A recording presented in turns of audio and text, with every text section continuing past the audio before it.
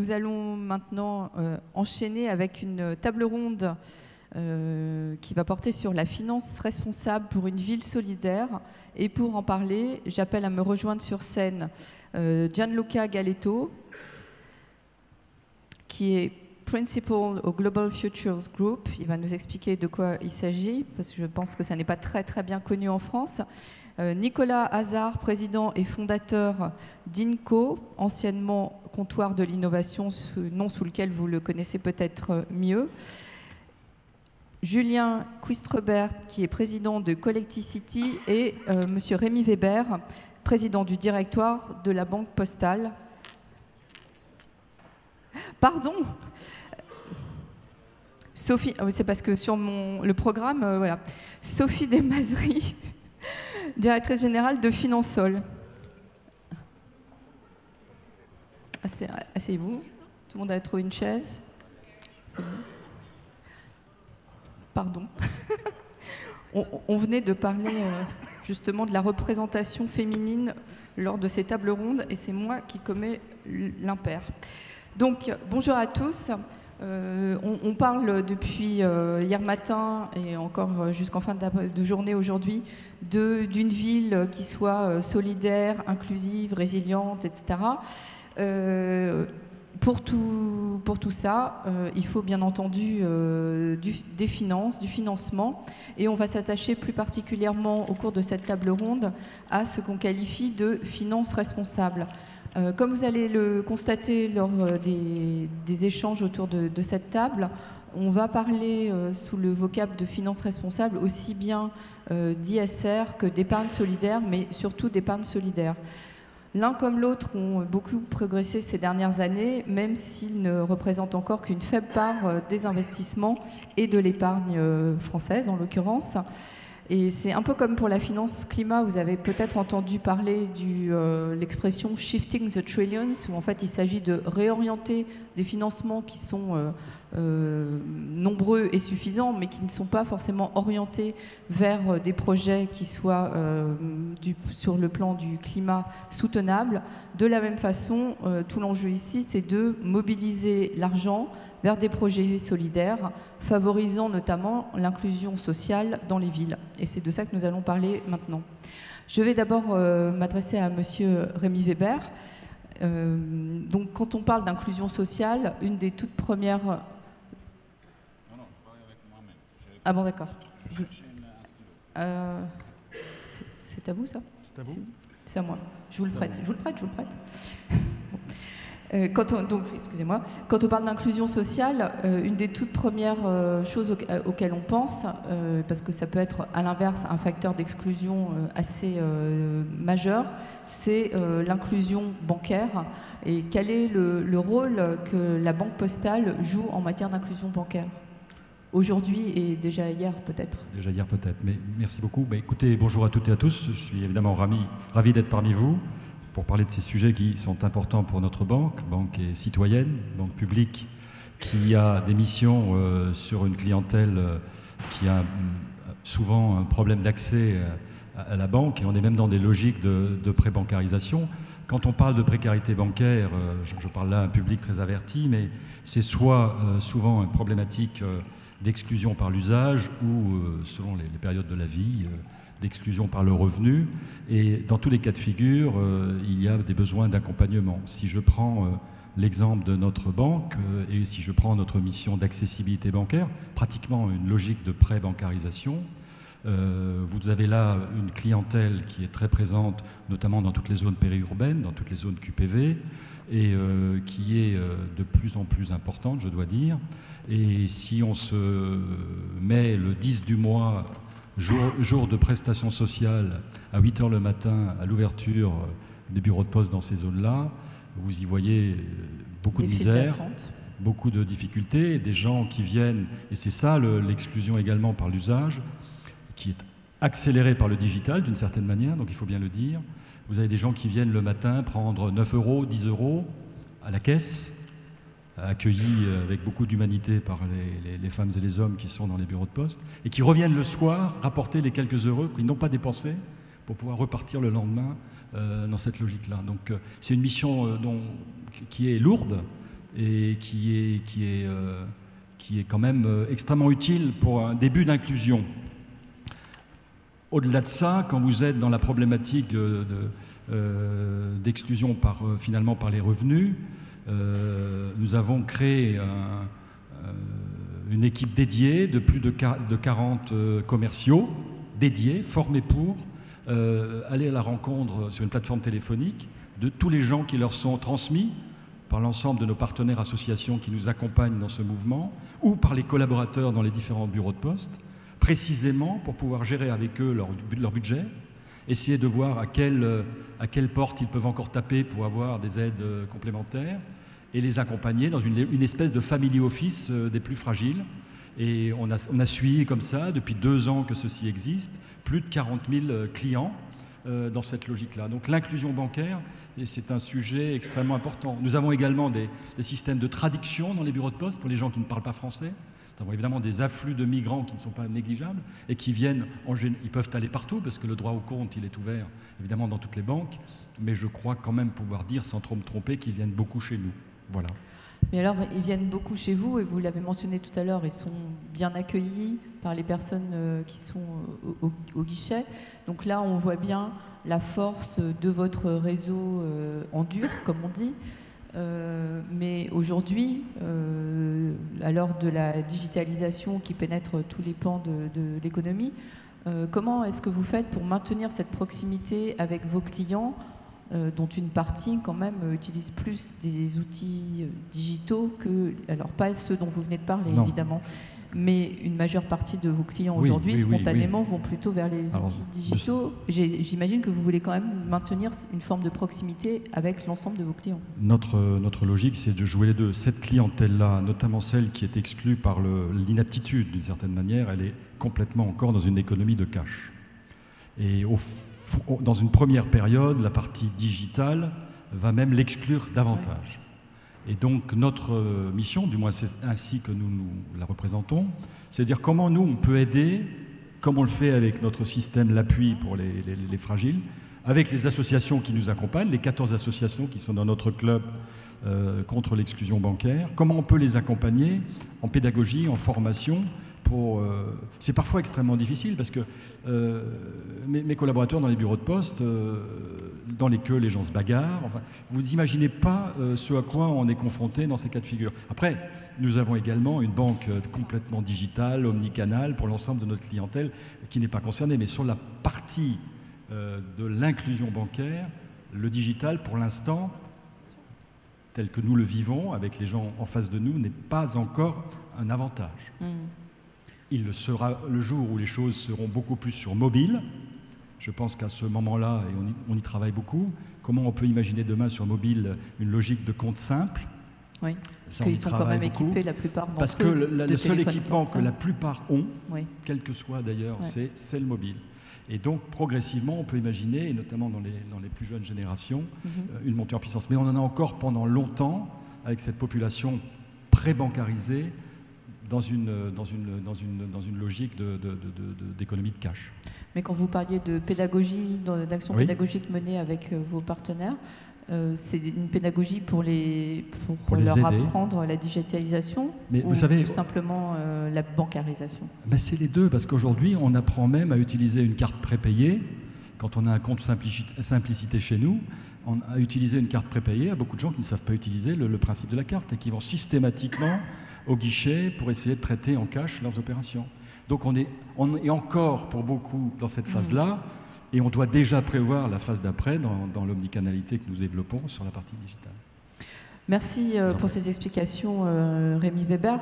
Je vais passer la parole à Julien Kistrebert. Ça ne fonctionne pas? Si, c'est bon. Si. Alors là, on change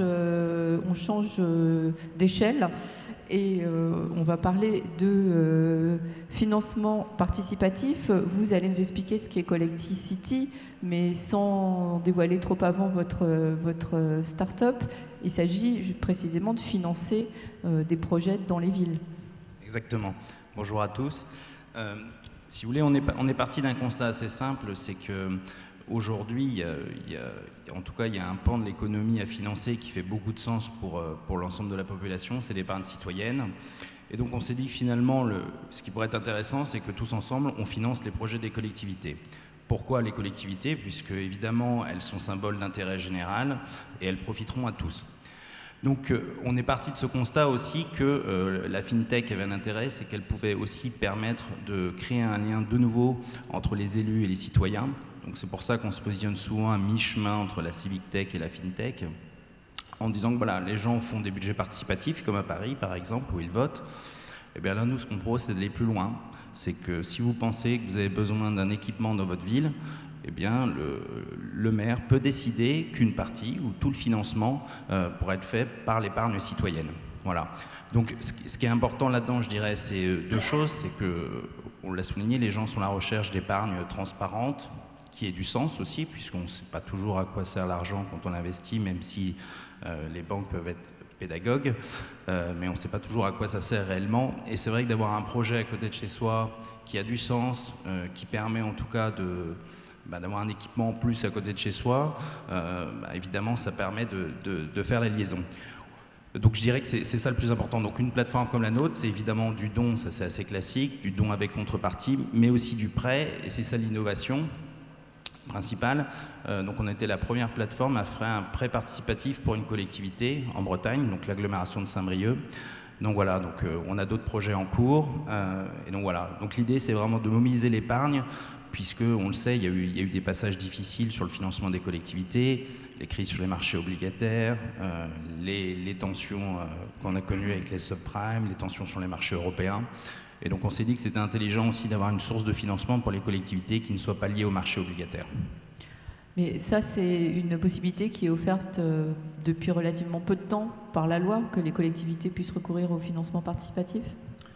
Il y a deux choses au niveau législatif. Vous avez un décret de mi-décembre l'année dernière qui a ouvert, je ne vais pas rentrer dans la technique, mais qui a ouvert la possibilité pour les collectivités de faire appel à du financement participatif mais via du don, d'accord ? Parce qu'il y avait une problématique de maniement de deniers publics. Voilà. Je ne vais pas rentrer dans les détails parce que c'est un peu compliqué.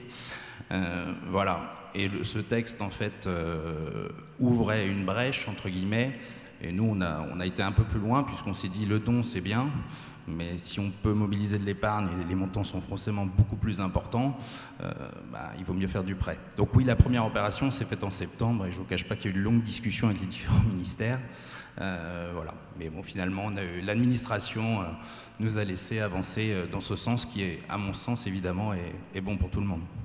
Est-ce que vous pouvez nous développer les avantages que ça présente, ce système, tant pour les collectivités que pour les épargnants, par rapport à un financement par rapport pour une collectivité se financer autrement, financer ses projets autrement, et par rapport à d'autres types de financement participatif? Bien sûr. Je dirais que pour les collectivités, l'intérêt il est multiple, évidemment. C'est déjà de recréer du lien avec les citoyens. On sait tous, et c'est un peu vrai sur l'ensemble, en tout cas du monde occidental, que les politiques et les élites ont de plus en plus de mal à discuter avec l'ensemble de la population. Donc c'est aussi démontrer un souci de transparence envers les habitants, leur dire voilà, on a tel ou tel projet, voilà ce que ça coûte, voilà ce qu'on porte comme idée, donc il y a un côté marketing territorial puisque c'est les valeurs que la ville va porter, qu'est-ce qu'elle a envie en tout cas de mettre en avant. Et puis on retrouve des logiques, je ne veux pas galvauder le terme parce que je sais qu'il est utilisé énormément, mais de démocratie participative, où là finalement on va jusqu'au bout, on ne vote pas simplement, on finance ensemble un projet. Et donc on retrouve toute cette dynamique de co-construction. Et je pense que les élus ont bien compris l'intérêt en cours de mandat, notamment puisqu'on s'engage, on le sait tous, sur des investissements au début de mandat. Et puis il se passe des choses comme la baisse de dotation qu'on connaît en France. Et il faut faire des arbitrages. Et finalement, c'est aussi une façon pour l'élu de prendre en considération en cours de mandature, de manière assez simple, parce qu'il y a les réunions de quartier qui existent déjà. Mais on sait que c'est souvent les mêmes personnes qui peuvent se déplacer à ces réunions. Et donc le digital est une façon de toucher une population qui doit être plus active, qui a moins le temps de se déplacer et qui aura plus facilement voix au chapitre. Donc vous aussi, vous parlez finalement de proximité, une autre forme de proximité que celle mentionnée précédemment. Oui, exactement. Parce que nous, ce qu'on pense, c'est que la démocratie, elle commence localement. Donc, la première chose. C'est un peu le propos de ces 2 journées, je crois. Il y en a beaucoup été question. Monsieur Weber, alors là, on a vu du financement participatif dédié à des projets de collectivités locales, mais bien entendu, il y a aussi le financement participatif dédié à des projets plus individuels. Vous êtes présent à la Banque Postale sur ce secteur d'activité qui est en pleine expansion actuellement. Oui, je crois que j'ai lu qu'il y était plus 92% de crowdfunding en Europe l'année dernière. Oui, nous avons, comme vous le savez peut-être, un partenariat de longue date, 2011, avec KissKissBankBank en particulier, toutes les structures qui sont dans le même environnement. Mais je voudrais répondre à notre ami sur la partie financement aux collectivités locales, parce que nous avons la chance à la Banque Postale d'avoir lancé cette activité en 2013, au moment où Dexia a été dans l'embarras et où il fallait reprendre le crédit aux collectivités au moment où personne ne souhaitait le faire. Au jour d'aujourd'hui, nous représentons 25% des crédits à moyen long terme pour toutes les collectivités locales de notre pays. Et nous sommes donc premier ex-aequo avec les caisses d'épargne en financement moyen long terme. Et ce qui fait, entre les crédits courts et les crédits longs, pas loin de 9 milliards d'euros. Et ce qui est très intéressant, c'est pour ça que je crois qu'il y a des complémentarités intéressantes. Notre seuil d'octroi, je l'ai fait baisser progressivement en 3 ans jusqu'à 50 000 euros. Voilà, c'était ma question. Est-ce que vous financez des petits projets dans des petites... Ça veut dire que pour des collectivités même de taille moins grande, de faire des financements qui aujourd'hui sont à nouveau terriblement sursouscrits. Donc il n'y a pas de besoin pour les grosses opérations particulières. Par contre, pour des opérations qui font sens, d'avoir un accompagnement pour des montants qui sont par construction normalement plus modestes, avec des structures comme les vôtres, je pense que c'est finalement la richesse de notre pays que d'avancer sur tous les cas de figure. Et c'est vrai également sur le marché du particulier. Mais c'est très intéressant de voir que, au final, aujourd'hui, il y a un besoin de responsabilité, de citoyenneté, de faire des choses qui font sens et pas seulement d'être avec la dernière ligne du bilan, le compte de résultat, même si le compte du résultat est le seul qui permet de faire tout le reste. Merci. Je vais maintenant donner la parole à Sophie Desmazeries. Vous allez nous rappeler ce qu'est Finansol et du coup, de votre point d'observation, comment est-ce que vous voyez évoluer justement la finance solidaire aujourd'hui, qui est donc le fait, on est bien d'accord, d'épargnants particuliers, et comment ça a évolué ces dernières années. Comme je disais tout à l'heure, ça reste faible, mais les taux de progression sont très importants. Qu'est-ce que c'est la finance solidaire déjà, de votre point de vue? Qu'est-ce que ça finance? Bonjour à tous.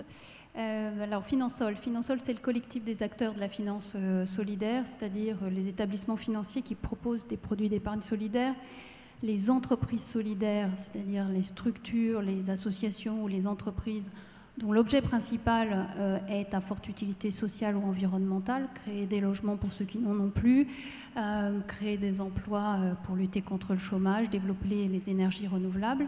Et puis un troisième type d'acteurs qui sont les personnalités qualifiées, notamment la Caisse des dépôts. Et c'est important de rappeler que le bras financier de l'État soutient le développement de la finance solidaire. La finance solidaire, c'est mobiliser en fait les particuliers. La France est le 2e pays en Europe en termes d'épargne. C'est comment on mobilise donc l'ensemble des Français pour qu'une partie de leur épargne, ou la totalité pour ceux qui seraient très militants, aille se placer sur des produits qui sont transparents, et qui vont répondre à des grands enjeux de société. Donc en fait, c'est reprendre finalement la responsabilité sur son argent, puisqu'on va choisir comment son épargne est utilisée par la banque, puisque on sait maintenant tous que l'épargne ne dort pas à la banque, mais que cet argent est utilisé pour financer un certain nombre de projets. Et bien, quand vous épargnez solidaire, vous allez participer à la lutte contre le chômage, à la lutte contre le mal logement, au développement des énergies renouvelables, au développement de l'entrepreneuriat dans les pays en développement, par exemple. Alors, vous avez, au début de cette table ronde, parlé de finance solidaire, de finance responsable. Je voudrais quand même bien faire une petite précision sur ce qu'est la finance responsable, avec ces 2 grandes parties. l'ISR, qui est l'investissement socialement responsable, et la finance solidaire. On a, je crois, à peu près le même objectif, c'est de refaire de la finance un outil au service d'un développement économique qui remet l'homme au centre. Pour autant, il y a quand même des grandes différences, deux majeures, je crois. La première, ce sont les entreprises qui vont bénéficier des fonds ISR. Ça sera des grandes entreprises, des entreprises cotées, qui vont fabriquer des yaourts, des ponts, que sais-je, des voitures, une activité économique répondant à une demande de consommation. Alors que les entreprises solidaires, leur objectif principal, ça va être de répondre à ces grands enjeux de société dont je viens de parler, la lutte contre le chômage, la lutte contre le mal logement, des sujets de cohésion sociale. Et elles sont des PME non cotées par définition, et leur deuxième caractéristique, c'est le partage de la valeur. Elles ont ce qu'on appelle une lucrativité limitée, et pour certaines d'entre elles, une lucrativité nulle. C'est une différence majeure. Puis il y en a une seconde qui me semble très importante, qui est celle des souscripteurs. Aujourd'hui, la finance solidaire, vous l'avez rappelé quand vous m'avez passé la parole, c'est le fait des particuliers.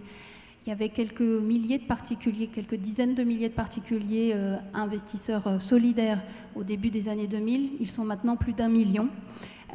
Alors que l'ISR est le fait très majoritairement d'investisseurs institutionnels. Donc on voit bien que les particuliers se sont mobilisés pour la finance solidaire, notamment parce qu'elle est en capacité de présenter les impacts de cette finance. L'année dernière, c'était 31 000 emplois qui ont pu être créés ou consolidés, 4 500 personnes relogées, de la production d'énergie renouvelable équivalente à la consommation de 50 000 foyers. Donc vous voyez qu'il y a non seulement de la transparence, mais il y a une preuve qui est apportée de l'utilité de cette finance solidaire. Merci beaucoup Sophie Desmazeries. Nicolas Hazard, alors anciennement comptoir de l'innovation, je disais maintenant INCO, les secteurs, les thématiques que vient de mentionner Sophie Desmazeries sont aussi des secteurs dans lesquels vous intervenez. Expliquez-nous de quelle façon vous intervenez et sur quelle forme d'inclusion vous travaillez en particulier. Nous, le défi qu'on s'est lancé avec la création du comptoir de l'innovation, c'était de changer le monde, en toute simplicité. Mais il faut avoir des ambitions élevées, c'est bien. Voilà, exactement. Et on y arrive, malgré le fait qu'elles soient élevées, finalement, elles ne sont pas si inatteignables que ça. Certainement parce qu'elles sont élevées. Et certainement parce qu'elles sont élevées. Et donc, changer le monde, ça veut dire quoi? Ça veut dire répondre aux grands enjeux sociaux, sociétaux, environnementaux auxquels on est confronté.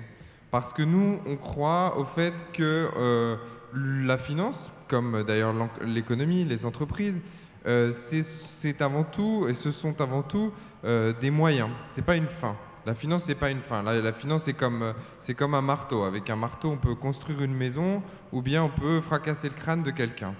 C'est exactement ça. Nous, on utilise la finance, c'est ce que fait d'ailleurs la finance solidaire. Nous, on fait ce qu'on appelle un des pans, pour être technique, de la finance solidaire qui s'appelle l'impact investing. On utilise la finance pour investir dans des startups, des PME ou des plus grandes entreprises, mais qui se sont fixées pour but, bien évidemment, l'équilibre financier, la création d'emplois, voire la rentabilité, mais aussi de répondre à une de ces problématiques, que ce soit le logement, que ce soit l'éducation, que ce soit l'inclusion financière, que ce soit la santé. Il y a aujourd'hui un vrai mouvement de fond, surtout porté par les jeunes générations, et c'est ça qui est très important, créer des business et des startups qui, en même temps, ont un impact fort sur la société. Alors, ça, c'est vrai pour la France. Vous pouvez nous donner quelques chiffres sur ce que vous avez fait déjà depuis ces dernières années? Bien sûr. Ce qui est intéressant, c'est que ça, c'est en France et dans les pays occidentaux, il y a des problématiques sociales qui existent. Similaires. Et il y en a d'autres aussi à travers le monde. Quand on voit l'ONU et les rapports qu'il y a autour de la grande pauvreté, des personnes qui vivent avec moins d'1,25 $ par jour, la question de l'hygiène, la question de la santé en Afrique, toutes les problématiques sociales qui existent aujourd'hui, elles sont certes polymorphes, mais à la fin, elles sont de plus en plus importantes. Et pourquoi elles sont importantes? Parce qu'on a un double facteur, à la fois une montée des inégalités, qui est très très forte partout dans le monde. On a écouté Jeffrey Sachs à ce sujet hier. Exactement. Une montée des inégalités et en même temps une pression continue sur les ressources naturelles. Et avec ce double facteur, ça crée bien évidemment ça a un effet systémique qui est extrêmement important et qui fait que n'importe quel pays au monde, qu'on soit aux États-Unis, dans la Silicon Valley, dans les endroits les plus innovants technologiquement, qu'on soit en Europe ou qu'on soit en Asie, en Afrique, partout, on est confronté à des problématiques extrêmement fortes, mais qui ont pour dénominateur commun les inégalités et la pression sur les ressources naturelles. Nous, ce qu'on a fait, c'est qu'on a créé un fonds d'investissement qui aujourd'hui fait plus de 100 millions d'euros, fonds d'investissement pour investir dans ces startups et dans cette économie et ces nouvelles entreprises, qu'elles soient petites ou plus grandes, mais qui vont trouver des solutions réelles et crédibles pour lutter contre ces problématiques sociales et environnementales. Merci beaucoup, Nicolas. Je me tourne maintenant vers Gianluca Galetto. Should I speak English to you? Non, vous pouvez parler français, mais si ça va, je vais parler en anglais, parce que j'ai beaucoup de confusion dans ma tête. Je viens de l'Italie maintenant, je parle italien, français. Mais je so I speak comprends. French and you speak Non, English. vous pouvez parler français, mais si ça va, je réponds. Vous répondez en anglais. anglais. Pas de problème. J'espère que vous êtes équipés dans la salle, ceux qui éventuellement auraient besoin de traduction. Donc, Gianluca, vous êtes principal au sein du groupe Global Futures. Vous allez nous expliquer ce que sont les activités de ce groupe. Vous avez exercé plusieurs fonctions financières, notamment auprès de la ville de New York, où vous avez construit des solutions de financement qui mêlent public et privé au bénéfice de projets solidaires dans la ville de New York. Mais peut-être d'abord, est-ce que vous voulez faire un commentaire par rapport à ce que vous avez entendu depuis le début de la table? So, just a quick thing. Global Futures Group is a group that helps cities and governments in developing smart city strategies and including social innovation. But I come from the city of New York. I've been involved with the economic development arm of the city, and I was close to the mayor before. So, something I wanted to say is that these are all goals that the administration in New York is pursuing very aggressively, and I want to comment on the fact that something that was said before is that the rise in inequality, which has been rising for the past 30 years, and that definitely exposes a new problem. So I think that all these efforts that we have seen, like just today here, in different parts of the ecosystem, I think that they can be successful if also there's a political will in some forms that comes from the top that also pushes this. I mean, I think that's something that makes a difference. So what we've seen in New York, in the States, and in general also in New York, there are very different ways of doing finance that has a social impact. Some of them have been tax-free bonds that the city has issued to do some sustainable development. A recent one, it's the New York City Housing Development Corporation has issued the first, they're called sustainable neighborhood bonds. So basically the investors were also, it's like to try to take advantage of the huge pool of capital that's existing in New York. So investors what's the difference between that and other bonds is that first of all, they're tax incentives, but also the investor is going to know exactly what type of development is going to be done, means like what kind of constructions. And so it's like the bonds are backed by the actual projects. And the goal there is to try to provide more affordable housing to people. So going back to the political will, what are the major goals that the administration has thought and then laid down is one of them certainly is affordable housing, because you cannot have economic development, you cannot really have anything else if you don't have un toit sur la tête. And New York is an extremely expensive place. So that's one thing. Then there's a bunch of other actors that are active in New York in the space of venture capital, for example, and startups. But I think that it's important that that's what we're trying to do in New York, is to help all these efforts grow as an ecosystem. It means that it's very hard to do this on your own, and so it's important that every stakeholder tries to put something together with the other. So you have the foundations, the public sector, the finance sector, the startups that work all together for a mission. And that's something I've been seeing in New York. And there are different, and then creativity is very important, because you can also have social impact by not necessarily doing finance solidaire. There's another way. Like, I give you just last example, and then we'll go to more of your questions. But for example, the city has started a very ambitious program to close the digital divide. So that's not particularly social finance, but it's a way to help to have the largest free Wi-Fi network in the world at 1 gig per second, so that people who are in depressed neighborhoods and children sometimes that cannot even learn at school, they can have access to free Wi-Fi. What they're doing, we're transforming, I say still we because I think because you used to work there. Yeah, but I don't work there. But transforming all the phone booths, you used to have public phone booths. Now they don't exist anymore, but the cables are there, and there are 10,000 of those. They're going to become stations of Wi-Fi, and the city's not spending 1 cent, because it's going to be paid for with advertising. And so that's another way to involve the private sector in social, in advancing social goals of the city. Thank you. I would like to interrupt you for a while. Sorry. Because I would like to ask my two neighbors here, est-ce que ce genre de choses, c'est possible aujourd'hui en France, parmi tout ce qu'il a décrit? Est-ce qu'il y a des choses qui sont totalement impossibles pour des raisons peut-être réglementaires? Alors, parce que comme vous connaissez les deux côtés de l'Atlantique, je me permets de vous poser la question. Non, mais bien évidemment, on connaît la créativité des anglo-saxons en termes de finance et de construction de produits. Je sens un peu d'ironie dans ce que vous dites. Non, pas du tout. On ne fait pas des idiots. Aucunement. Et donc, mais il faut bien évidemment savoir prendre le meilleur du moins meilleur.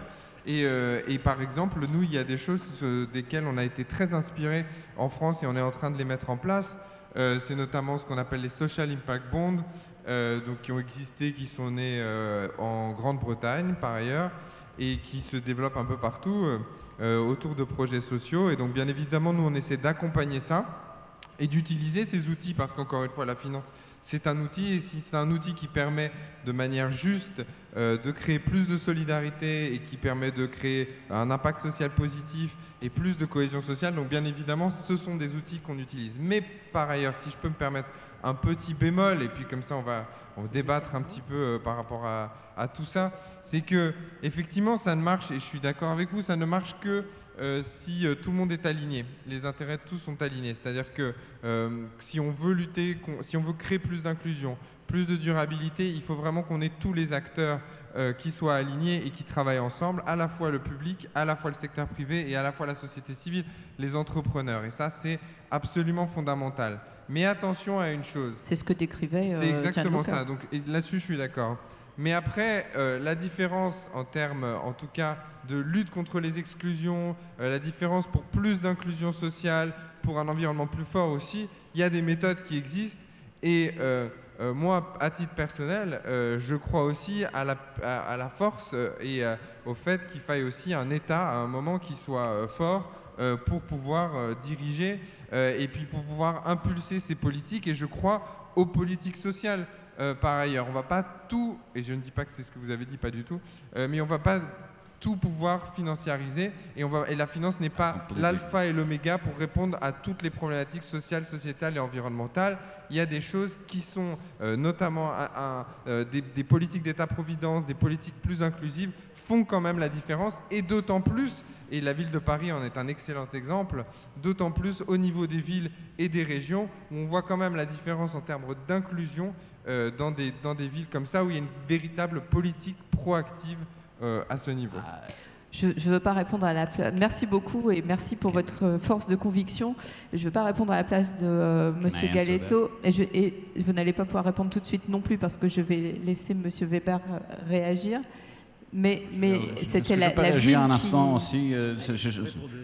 I'm completely in agreement, and that's exactly what I said. You need a political will, and I think the creativity of the Anglo-Saxon. I'm Italian, so I know. So I know a little bit of both worlds, and one of the things, it's a little bit more creative. I think probably exactly because the government is less involved, and I totally agree with you. But that's something that sometimes when you have too much intervention in certain ways, you can. So it's try to find a balance between the two things. So I agree with you 100%. Mais d'une certaine façon, la volonté politique, vous l'avez décrite, elle vient de la ville plutôt que de l'État. Dans le cas de la ville de New York, ce que vous avez décrit, c'est la ville qui a la volonté politique de mettre en place ce genre de projet. That's what I'm saying. It's very important. It's very important that the city comes in some ways and creates some leadership. And sometimes people get upset, like especially some big powers. They get like leave us alone. And then okay, doesn't matter if you get upset. We have much very important goals to pursue here. And and it's not just with finance that you can do that. I totally agree. Monsieur Weber, peut-être un petit commentaire sur ces derniers échanges. Peut-être un petit commentaire. Comme je l'ai dit en préambule, le problème de l'exclusion ou de la non-inclusion ou de l'inclusion difficile est un problème croissant. Donc je pense qu'il faut que nous acceptions l'idée que toute bonne solution à prendre, il faut la prendre avec beaucoup de pragmatisme et sans dogmatisme. Et donc dans l'écosystème global, il peut y avoir plein d'options différentes qui finalement permettent de répondre à des cas de figure qui ne sont pas toutes les mêmes. Il faut un travail, une force de l'État sur ces sujets, il faut les villes, il faut les intervenants, quels qu'ils soient, de monde associatif, du monde des banques. Une banque comme la mienne, publique de surcroît, est évidemment au premier rang. Je prends juste un petit exemple. Dans le stand en bas, vous avez pour nous à la fois KissKissBankBank et WeShare Bonds. Nous venons de prendre 10% du capital de WeShare Bonds il y a quelques semaines. Pas tant pour être au capital, parce qu'au fond, nous, dans tout ce qui est crowd, nous pensons que moins les institutionnalistes sont, plus la réalité du crowd est totale. Mais par contre, c'est pour un partenariat long et ou sur tout un tissu de petites et moyennes entreprises, toutes petites et moyennes. On peut imaginer d'aller sur des bons avec des obligations, là où normalement ces entreprises n'ont pas accès, ce qui permet de créer de l'emploi, de donner des crédits en accompagnement d'un renforcement de fonds propres là où il est insuffisant. Bref, par des petites touches très pragmatiques, on peut jouer de leviers qui sont plus utiles dans les écosystèmes que de grandes envolées lyriques. Merci pour ces commentaires. Julien Kistrebert, pour revenir à la volonté politique et à l'implication, au rôle finalement de la ville dans tous ces sujets qui tournent autour du financement des projets urbains, est-ce que s'il y avait un développement significatif du crowdfunding, ça ne conduirait pas ou ça ne permettrait pas une certaine forme de désengagement précisément de la part de la collectivité publique? Est-ce que ça, c'est pas quelque chose où il faut trouver le bon compromis entre financement de la foule mais pouvoir quand même des élus locaux? Il y a même un autre sujet que ça soulève, c'est l'inégalité, puisque les zones les plus riches sont déjà des villes les plus riches et c'est celles où les habitants ont le plus de moyens pour financer des projets. Voilà, donc là je rejoins totalement l'analyse en disant que c'est pas le rôle des outils, des plateformes comme les nôtres de générer les inégalités, c'est bien à l'État de le faire. Voilà, donc déjà ça c'était le premier point important. Sur le risque de désengagement, je dirais qu'il y a plusieurs niveaux, puisque le crowdfunding, il y a plusieurs modes de financement, comme on l'a dit, il y a le crowdlending et il y a les dons plus classiques. Sur les prêts, évidemment, il n'y a pas de sujet, puisque c'est un autre mode de financement et ça fait plutôt émerger des petits projets dans des villes, par exemple, parce que moi je parle de moi, mais on est partenaire de l'association des maires ruraux de France. Les maires ruraux, c'est toutes les villes de moins de 3500 habitants. Et dans ces villes-là, effectivement, des petits financements, même 30 000, 40 000 euros, ça peut être important pour elles en termes de financement de projet. Et elles n'ont pas toujours accès au crédit quand elles en auraient besoin. Donc là, clairement, on fait émerger des projets qui ne seraient pas sortis de terre autrement, clairement. Sur la partie dons, je dirais qu'il y a deux choses. Évidemment, l'idée, c'est de financer surtout des projets qui ne seraient pas nés si on n'avait pas pu faire cette collecte de dons. En France, ça se fait beaucoup, notamment sur le financement du patrimoine culturel. Malheureusement, on sait que les budgets de l'État sont plus limités, des collectivités non plus. Donc, si on veut préserver ce patrimoine, il faut que tous ensemble, on ait envie de le faire et donc qu'on le finance.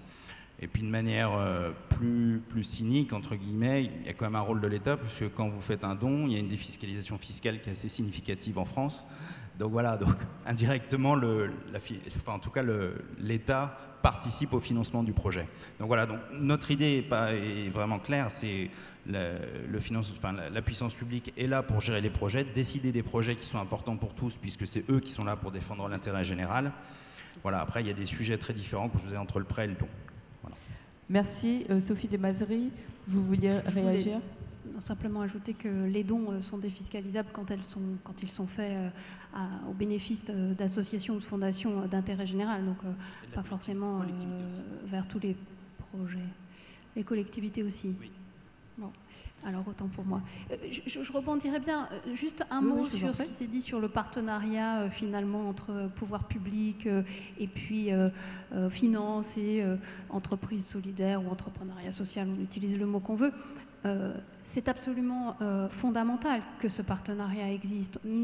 Chacun de nous travaille sur un certain nombre de sujets qui va mobiliser les particuliers, qui va mobiliser les collectivités, mais enfin, sans ce partenariat, pas de résolution des problèmes de société. Je prendrai l'exemple par exemple d'Habitat Humanisme, qui est le plus gros acteur privé du logement très social. Si Habitat Humanisme gère aujourd'hui pratiquement 8000 logements en France pour des personnes qui n'en ont plus, c'est bien parce que son modèle économique, c'est un tiers de fonds propres, un tiers de ressources provenant des collectivités locales avec lesquelles elle va définir les objectifs à atteindre et un tiers de financement bancaire.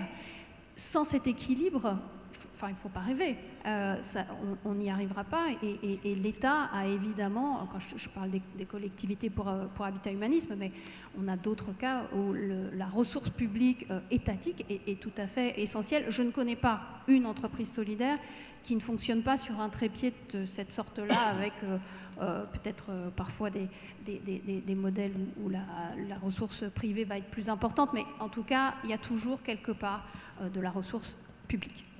Gardez la parole parce que je voudrais que vous nous rappeliez comment aujourd'hui, par quel biais peut être mobilisée la finance solidaire et surtout quelles sont vos ambitions puisque vous avez un objectif. Peut-être rappelez-nous déjà comment ça a évolué ces 5 dernières années et votre objectif et comment on peut collectivement y parvenir. Déjà en mobilisant toutes les banques. Voilà. Alors, l'épargne solidaire, aujourd'hui, c'est 8,5 milliards d'euros investis sur des produits d'épargne solidaire. L'épargne solidaire, ça existe depuis 30 ans. Son succès date à peu près du milieu des années 2000. Je vous l'ai dit tout à l'heure, il y avait quelques dizaines de milliers d'épargnants solidaires au début des années 2000 et puis plus d'1 million aujourd'hui. Donc on voit bien qu'il y a eu un mouvement de société très fort qui est lié en partie, en tout cas, à la crise financière où beaucoup de gens se sont demandé ce qu'on faisait de leur argent. La richesse de la finance solidaire, c'est d'avoir une grande diversité et de produits et de canaux de collecte, puisque on peut épargner solidaire au travers de sa banque. Toutes les banques proposent aujourd'hui au moins un produit d'épargne solidaire. Alors il y a celles qui promeuvent véritablement ces produits et puis celles qui en ont sans forcément les mettre très en avant. Mais vous pouvez, notamment sur le site de Finansol, vous retrouvez tous les produits d'épargne solidaire. En tout cas, allez demander à votre chargé de clientèle à épargner sur un produit d'épargne solidaire. On peut épargner solidaire au travers de son entreprise, puisqu'aujourd'hui, environ 10 millions de Français ont accès à de l'épargne salariale. Et dans ce cadre, il y a au moins un fonds solidaire qui leur est proposé. Et le dispositif est d'une puissance totale, puisqu'il y a cette obligation de présenter au moins un fonds solidaire depuis 2010. Et aujourd'hui, l'épargne salariale solidaire représente plus de 7% de l'épargne...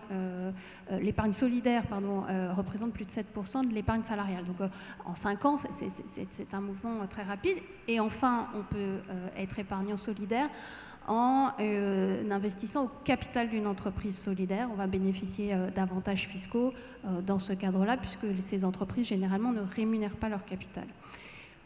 Aujourd'hui, la finance solidaire, 8,5 milliards d'euros, c'est un joli chiffre, mais quand on le rapporte au patrimoine financier des Français, c'est plus modeste, puisque c'est 0,19% du patrimoine financier des Français qui est évalué par la Banque de France à 4 400 milliards d'euros. Et notre objectif, c'est que... Mais c'est quand même 2 fois plus qu'il y a 5 ans. Exactement. C'est 3 fois plus qu'il y a 5 ans. Et notre objectif, c'est qu'à l'horizon de 2025, on atteigne le pourcent solidaire, qu'1% du patrimoine financier des Français soit investi en solidaire. Pour ça, une seule solution, il faut que tous les placements aient une déclinaison solidaire. Il en manque un majeur aujourd'hui, c'est l'assurance vie. L'assurance vie, dans le patrimoine financier des Français, ça représente entre 35 et 40% de ce patrimoine. Et à ma connaissance, il existe 3 contrats d'assurance vie solidaire en France. Merci Sophie Desmazeries.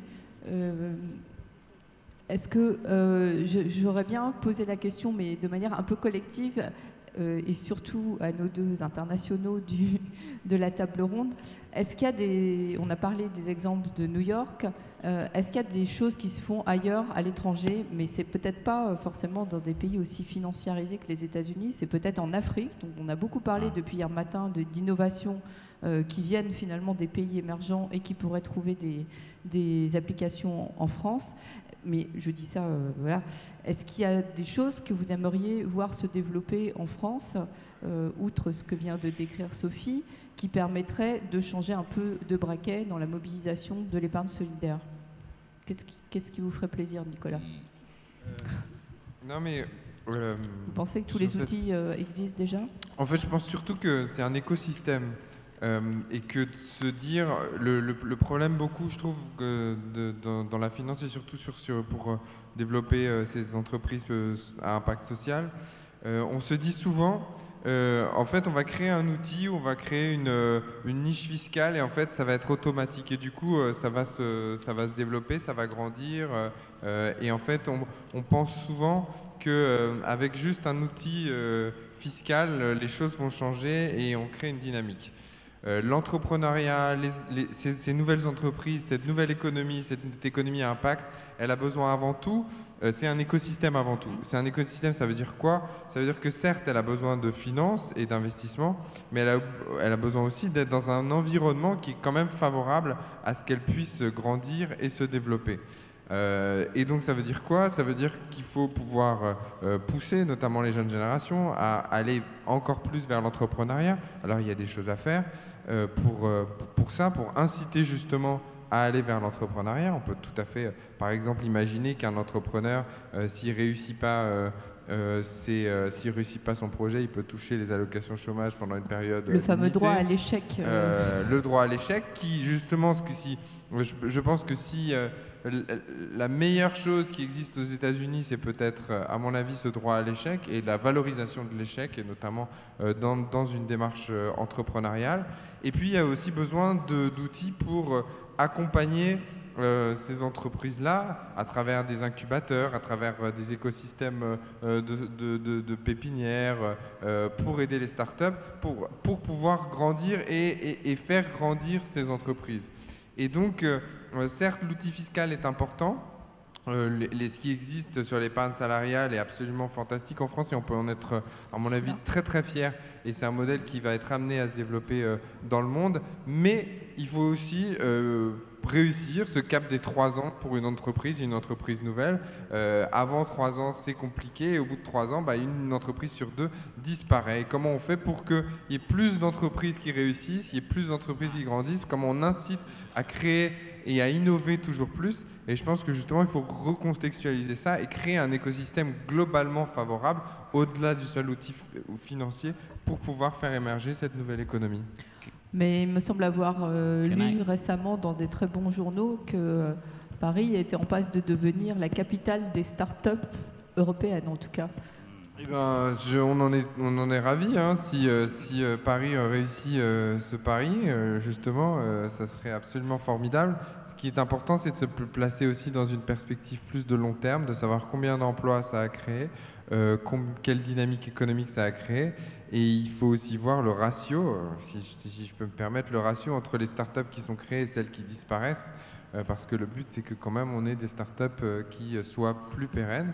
Alors bien sûr, on a le droit à l'échec, mais il faut quand même que globalement on réussisse à créer un socle, une vraie industrie forte et implantée à long terme, parce que le secret des villes inclusives, comme pour l'économie, comme pour les entreprises, c'est la durabilité et le long terme.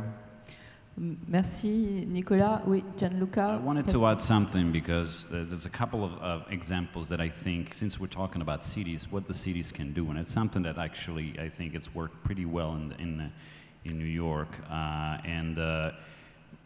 The city has started something called the Mayor's Fund to advance New York City. It was started in '94. It's basically a charity that can collect donations from private individuals, from nonprofits and foundations, and it can advance projects with funding that comes from the private sector and the public, so the city doesn't have to put enough of the budget, because let's face it, even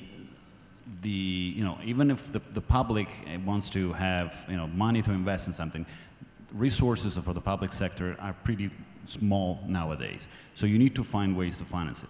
So in this case, the city is training 5,000 teachers in all the public schools to teach computer coding to all kids from 5 to 17, and it's financed for 40 million with the budget, but the other 40 million come from the private sector. And it's something that it's actually working pretty well, and I think, seen in Europe, that was something that could be really used by the cities. That's another, I think, way to address these problems. Merci beaucoup. Je crois que voilà, il reste 5 secondes. Nous sommes arrivés au terme de cette table ronde. Est-ce que quelqu'un a un regret, un dernier mot de conclusion à dire, Monsieur Weber? Je pourrais rebondir un peu sur l'épargne, puisque comme vous le savez, l'épargne est quand même assez abondante dans notre pays et qu'elle ne va pas toujours aux bons endroits. Et je prends l'exemple chez nous, on a un premier fonds ISR depuis plus de 20 ans. On a une gamme complète en fonds, mais les volumes sont assez déceptifs. Et donc, ce que nous sommes en train de faire, c'est de former nos commerciaux à être plus à l'aise avec ces sujets-là pour essayer de créer un mouvement qui soit un peu irrésistible. Et ce qu'on voit de la part des clients, c'est qu'ils vont mettre de plus en plus d'exigences sur, et notamment avec les labels, et le vôtre est tout à fait important, des exigences avec des labels qui font que je suis très confiant dans le fait d'orienter de façon plus positive l'épargne importante de notre pays vers les endroits où il faut. Merci, merci pour cette conclusion optimiste. Merci à vous tous d'avoir votre intérêt pour ce sujet.